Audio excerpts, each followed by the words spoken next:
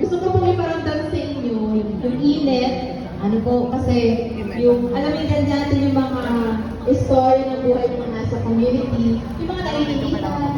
Ayan. So, kaya konting ano lang po, konting pasensya. Ngayon, ang tanong po ni Ate Haze, bago tayo sa ating commissioning, picture natin. Ano ba, or sino ba ang isang Legazpi Tomasio? Sige nga. Sige nga. May Gcash ka? O, ako din. Hindi ako magbibigay katulad ni Father.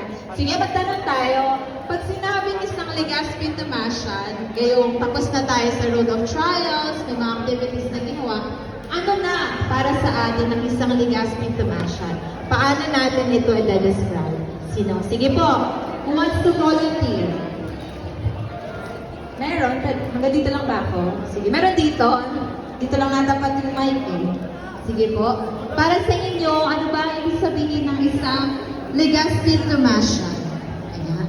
O, dito na. Dito ka na, dear. Hanggang dito lang yung mic eh. O, Gian da. Sige, dito. How about this? Ayan. So, ngayon ko lang i-conclude ang isang Tomasian pala, di nagre-resign. Oh, gusto ba natin yun? Siyempre hindi. Sige, o ngayon, ano ba ang pagiging isang Legazpi Tomasian? Anyone? Kahit sa ano pa lang po, one word, yan, one phrase.